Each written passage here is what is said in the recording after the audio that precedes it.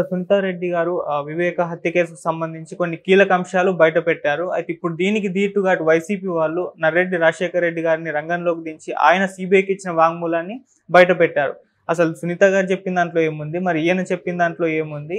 So ఈ issue గురించి ఏం చెప్తారు? మరి అవినాష్ రెడ్డి బెయిల్ కూడా ఎంతవరకు వచ్చింది? వివేకానంద రెడ్డి హత్య కేసుకు సంబంధించిన 3 విషయాలను మనం చర్చించవచ్చు. ఒకటేమో సునీతా రెడ్డి అలుపెరగకుండా అవినాష్ రెడ్డి ఈ హత్య చేయించడాన్ని ప్రజల్ని నమ్మించడానికి రకరకాల ప్రయత్నాలు చేస్తుంది. పవర్ పాయింట్ ప్రజెంటేషన్స్ ఇవన్నీ. ఎందుకంటే ఎన్నికలు ఉన్నాయి కాబట్టి ఆమె ప్రజాక్షేత్రంలోనే తేల్చుకోవాలనుకున్నది. తన తండ్రికి జరిగిన అన్యాయాన్ని, తన తండ్రి హంతకులను ప్రజాక్షేత్రంలో శిక్షిస్తాను నేనని బయలుదేరింది. కోర్టుల్లో ఆమెకి న్యాయం జరగలేదని చెప్పి. సో అందుకని ఆమె చేస్తున్న ఇదేంటంటే ఈ హత్యను ఎవరు చేశారు, ఎవరు చేయించారు అన్న 2 విషయాల్ని బలంగా ఆమె పవర్ పాయింట్, ఆమె డాక్టరు ఎడ్యుకేటెడ్ కాబట్టి పవర్ పాయింట్ దీంట్లో చెప్తుంది. ఏం చెప్పినా బేసిక్ కంటెంట్ అయితే ఆమె చెప్తున్నది కొత్త విషయం అయితే ఏం కాదు. మనం అనేక సార్లు మన ఛానల్లోనే ఒక 100 వీడియోలు చేస్తుంటాం. ఆ వెర్షన్లన్నీ ఆల్రెడీ వచ్చేసింది. ఆమె దగ్గర ఏమీ సిబిఐ దగ్గర లేని కొత్త సమాచారం ఏమి లేదు. ఉంటే సిబిఐకి ఇచ్చేది కదా. ఆమె అనేక సార్లు కోర్టుకు వెళ్తుంది కదా. దాన్నే ఆమె ఆల్రెడీ సిబిఐ దగ్గర పనికిరాని గూగుల్ టేక్అవుట్ని కూడా ఆమె ఇప్పుడు సాక్ష్యంగా చూపిస్తుంది. ఆల్రెడీ మీడియాకి తెలుసు ఇదంతా కూడా. సో ఆమె నిన్నేం చెప్పిందంటే గూగుల్ టేక్అవుట్ ఒకటి చెప్పింది. అంటే తర్వాత ఈ హత్య చేసిన 4 ఎవరైతే ఉన్నారు, A1 Erra Gangi Reddy, A2 Sunil Yadav, A3 Umashankar Reddy, A4 Dastagiri. ఈ A4 దస్తగిరిని పక్కన పెట్టింది. ఎందుకంటే ఆమెకు దస్తగిరి ఇప్పుడు కావాల్సిన వ్యక్తి అయిపోయాడు కాబట్టి దస్తగిరిని ఆమె ప్రొటెక్ట్ చేస్తుంది. ఈ 3 ఉన్నారు కదా, ఎర్రగంగిరెడ్డి, సునీల్ యాదవ్ అండ్ ఉమాశంకర్ రెడ్డి, ఈయనతో కలిసిన ఫోటోలు పెట్టింది. అవి నిజానికి కోర్టులో ఇవన్నీ పనికిరావు. ఎందుకంటే హంతకులు అనుకుందాం, ఫర్ ఎగ్జాంపుల్ నీతోనూ నాతోనూ కూడా ఫోటోలు దిగుతారు. ఫోటోలు దిగుతాం మనం ఉన్నట్ట. హంతకులు అనేక మంది ఫోటోలు దిగుతారు, అనేక మందితో ఫోన్లు చేస్తారు. అంత మాత్రాన వాళ్ళందరూ కూడా ఇన్వాల్వ్ అయినట్ట. సో ఫోటోలు దిగినంత మాత్రాన నువ్వు రేపొద్దున వీళ్ళు కూడా వేరే వాళ్ళతో కూడా దిగారని వాళ్ళంతా కూడా రేపు కోర్టులో పెడతారు, వాళ్ళంతా దిగినట్ట. కాబట్టి ఇవేమి ప్రూవ్ కావు. కానీ ఆమె ఏం చేస్తుందంటే జనాల్ని నమ్మించడానికి శాయశక్తులు ట్రై చేస్తుంది. ఆమెకు కూడా తెలిస్తే ఆమెకు ప్రూవ్ అవుతామని తెలిస్తే కోర్టుల్లో ఇచ్చుంటచ్చు. ఆమె అడ్వకేట్స్ అంతా కూడా సిబిఐ అడ్వకేట్స్ తరఫున పనిచేస్తున్నారు. ఎప్పుడూ అయ్యేది కదా. ఆమెకు కూడా తెలిసి ఏం చేస్తుందంటే జనాలకి మ్యాక్సిమం నమ్మించడానికి ట్రై చేస్తుంది. అందులో భాగంగా ఆమె ఏం చెప్తుందంటే ఫోటోలో ఒకటి చెప్పింది. రెండవది గూగుల్ టేక్అవుట్ చెప్పింది. గూగుల్ టేక్అవుట్ అక్యురేట్ కాదని సిబిఐ కోర్టుకి చెప్పేసింది. సో గూగుల్ టేక్అవుట్ అనేది ఇంకా ఆల్రెడీ అది అవుట్ ఆఫ్ క్వశ్చన్. సో అది కూడా ఆమె చెప్పింది. సో గూగుల్ టేక్అవుట్లో ఫోన్ నెంబర్స్ ఈ డీటెయిల్స్ ఇచ్చిందనమాట. అంటే ఒక్కోసారి స్టాటిస్టికల్ డేటా ఎలా ఉంటుందంటే అది ఏమాత్రం రిలవెంట్ కాదని తెలిసినా ఒక డేటా ఇవ్వడం ద్వారా జనాల్లో నిజమేమో అని నమ్మకం కలుగుతుంది. అందుకని ఆమె ప్రయత్నిస్తున్నట్టుగా కనబడుతుంది. సో ఇది ట్రై చేస్తుంది. కొత్తగా ఏమి లేదు. ఆమె అవినాష్ రెడ్డి, భాస్కర్ రెడ్డి, దేవిరెడ్డి, శివశంకర్ రెడ్డి వీళ్ళు ఈ 4 ద్వారా మా నాన్నని చంపించారు. దీనికి ఆమె చెప్పే మోటివ్ ఎప్పుడైనా కూడా ఒక హత్య జరిగితే మోటివ్ ఫార్ మర్డర్ అంటే హత్య దేనికోసం చేశారు అనేది ఇంపార్టెంట్. మోటివ్ని ఎస్టాబ్లిష్ చేయాల్సి ఉంటుంది కోర్టులో.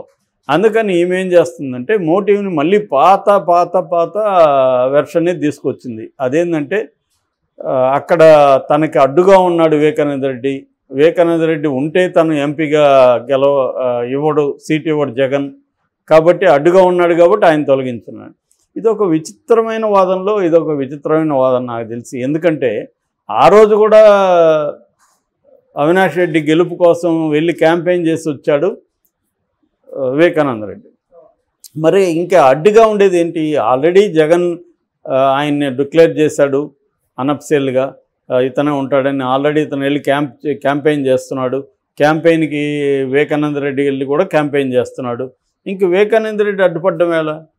వివేకానంద రెడ్డి చెప్తే జగన్ ఎందుకు? అది జగన్ పార్టీ, రీజనల్ పార్టీలో లీడరే బాసు.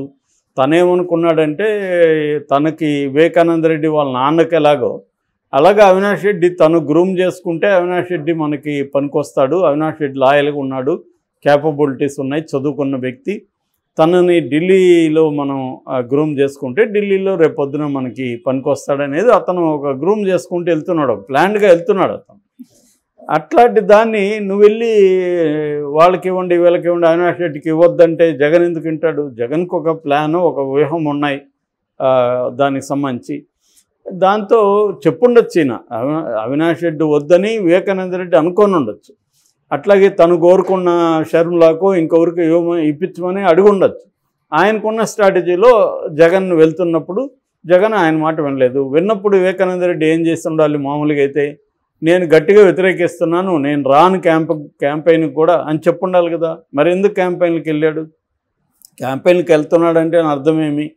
ఆయన యాక్సెప్ట్ చేశాడు, చేసి అతని గెలుపు కోసం తన వంతు కృషి చేయడానికి ఆయన చేస్తున్నాడు, ప్రయత్నం చేస్తున్నాడు. అది కదా, అది అందరికీ తెలిసిన నిజాన్ని కూడా అబద్ధంగా నమ్మించే ప్రయత్నం తప్ప ఇక్కడేమీ లేదు. అంటే ఒక ఫాల్స్ దీన్ని మోటివ్ని తీసుకొచ్చి ఇదే అసలు మోటివ్ అని నమ్మించడం తప్ప ఎవరు కూడా కన్విన్స్ అయ్యే ప్రయత్నం అక్కడ కనిపించట్లేదు. ఎందుకంటే నేను దాని మీద వెల్ రీసెర్చ్ చేసి మన దాంట్లో ఒక 100 వీడియోలు చేస్తుంటాం, అందువల్ల చెప్పగలుగుతున్నాను. నేను ఆ డాక్యుమెంట్స్ అంతా కూడా చూశాను. సో ఇది ఏంటంటే ఇది రాజకీయంగా దీన్ని ఉపయోగించుకోవడం ఓకే, లీగల్గా ఇది పనికొస్తుంది అంటే లీగల్గా పనికిరాదు. పనికొచ్చేటైతే ఈ పాటికే కోర్టుల్లో తేలుండాలి, కోర్టులో తేలలేదు కాబట్టి ఆమె ఇక్కడ మాట్లాడుతుంది. సో ఆమె దగ్గర నా దగ్గర చాలా ఇన్ఫర్మేషన్ ఉందంటే మరి ఎందుకు సిబిఐకి ఇవ్వలేదు? ఇన్ఫర్మేషన్ ఉంటే సిబిఐ ఎందుకు కోర్టులకి సబ్మిట్ చేయలేదు? కొత్తది ఏమైనా ఉంటే. ఇప్పటివరకు సిబిఐ దగ్గర అవినాష్ రెడ్డి ఇన్వాల్వ్ అయినట్టు ఒకే ఒక ఎవిడెన్స్ ఉంది, అది దస్తగిరి వాంగ్మూలం. అది కూడా హియర్సే ఎవిడెన్స్ అంటారు. దస్తగిరికి చెప్పలేదు అవినాష్ రెడ్డి చంపమని. దస్తగిరికి ఎవరు చెప్పారు? దస్తగిరి చెప్పిన దాని ప్రకారం ఎర్రగంగారెడ్డి చెప్పాడు. దస్తగిరి ఎర్రగంగారెడ్డికి ఎవరు చెప్పారంటే అవినాష్ రెడ్డి భాస్కర్ రెడ్డి చెప్పారు అని ఎర్రగంగారెడ్డి దస్తగిరికి చెప్పాడని దస్తగిరి వాంగ్మూలం ఇచ్చాడు. సో దీన్నే చెప్పుడు మాటలు అంటారు, హియర్సే అంటారు లీగల్ భాషలో. హియర్సే అనేది మామూలుగా చెల్లదు, ఎప్పుడో అది ఒక ఎక్స్ట్రీమ్ కండిషన్లలో తప్ప దాన్ని ఎస్టాబ్లిష్ చేయొచ్చు తప్ప మామూలుగా సాక్ష్యంగా అది హియర్సే చెల్లదు.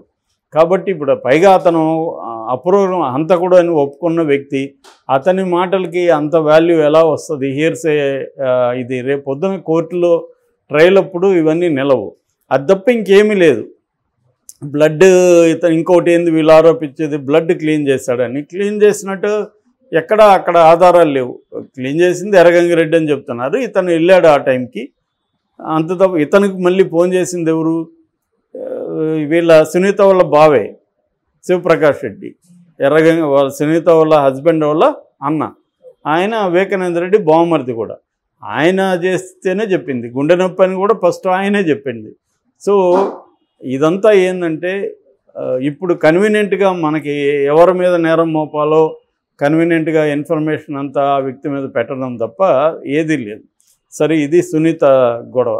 ఇక రెండవ గొడవ ఏంటంటే వైసీపీ వాళ్ళు దీని ఏం చేస్తున్నారు, సునీతను ఎదుర్కోవడం కోసం ముందు నుంచి కూడా ఇది సునీత నర్రెడ్డి రాజశేఖర రెడ్డి చంపించారు అని చెప్పడానికి వాళ్ళు ఒక నెరేటివ్ తీసుకొచ్చారు. ఆ నెరేటివ్ ఏంటంటే వివేకానంద రెడ్డి రెండవ ఆమెతో పెళ్ళయింది.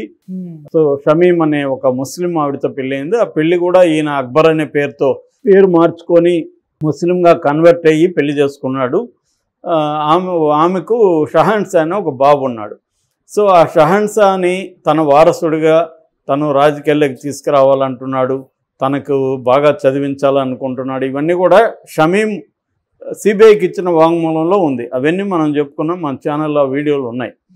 సో ఈ షమీం కోసం ఆస్తి రానియకుండా వీళ్ళు ఏం చేశారంటే సునీత, నర్రెడ్డి రాజశేఖర రెడ్డి, తర్వాత వాళ్ళమ్మ సౌభాగ్యమ్మ, వీళ్ళు కలిసి ఏం చేశారంటే ఇతనికి చెక్ పవర్ కూడా లేకుండా చేశారు. చెక్ పవర్ లేకపోవడం వల్ల ఇతను వాళ్ళకి డబ్బులు ఇవ్వలేని పరిస్థితి.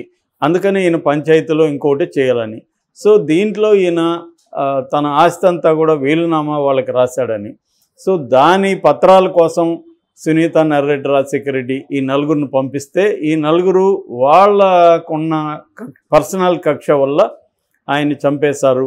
సో దీని వెనక సునీత, నర్రెడ్డి రాజశేఖర రెడ్డి ఉన్నాడు అని చెప్పడానికి ఇప్పుడు కొత్తగా ఒకటి ఏం తీసుకొచ్చారంటే సునీత వాళ్ళ హస్బెండ్ రాజశేఖర రెడ్డి సిబిఐకి ఇచ్చిన వాంగ్మూలంలో ఆ రోజు చనిపోయే ముందు రోజు తను ప్రెజర్ చేశాడు, డబ్బుల విషయంలో డబ్బులు కావాలని వివేకానంద రెడ్డి మీద ప్రెజర్ చేశాడు అన్నది ఆయనే చెప్పినట్టుగా వాంగ్మూలాన్ని తీసుకొచ్చి చెప్తున్నారు. అంటే వీళ్ళు డబ్బుల కోసం, ఆస్తుల కోసం ఆయన మీద ప్రెజర్ తీసుకొచ్చారు. ఆయన వీళ్ళ మాట వినకపోవడం వల్లే ఈ నలుగురిని పంపించి ఆ డాక్యుమెంట్లు అవి తీసుకురావద్దాం అనుకున్నారు.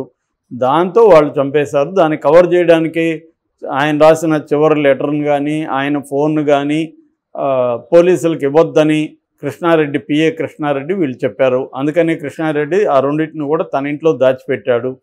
దాని తర్వాత వీళ్ళిద్దరూ మధ్యాహ్నం హైదరాబాద్ నుంచి పులివెందులకి మధ్యాహ్నం చేరుకుంటే అప్పుడు వాళ్ళకి ఇది ఇచ్చాడు. ఆ తర్వాత వీళ్ళు అప్పటికే పోలీసులకు తెలియడం వల్ల, పోలీసులు అడగడం వల్ల వీళ్ళిద్దరు ఇచ్చారు. సో దాంట్లో వాళ్ళు ఆ ఫోన్లో వీళ్ళ కాల్స్ అవన్నీ డిలీట్ చేశారు అనేది వెర్షన్ అన్నమాట. ఇవన్నీ కూడా తేలాల్సింది కోర్టులో. మనం డౌట్లు అడగచ్చు కానీ మనం జడ్జిమెంట్స్ ఇవ్వకూడదు. ఆమె సరే జడ్జిమెంట్స్ ఇవ్వకూడదు. నిజానికి ఇది ఆమె మీద వీళ్ళు కేసు వేయచ్చు. ఆల్రెడీ దస్తగిరి కేసు కూడా వేసున్నాడు. ఏంటి ఎవరు చంపారనేది సునీత ఎలా తీర్మానిస్తుంది? ఆమె ఆరోపించవచ్చు, కోర్టులో ఆమె ప్రూవ్ చేయాల్సి ఉంటుంది. అది చేయకుండా ఇతనే హంతకుడని ఒక ప్రత్యర్థిని చెప్పడం వల్ల, షర్మిల ప్రత్యర్థి కదా అతను, చెప్పడం వల్ల రేపొద్దున అతనికి ఎలక్షన్లో విన్నింగ్ ఆపర్చునిటీస్ తగ్గుతాయి. సో అది ఇది.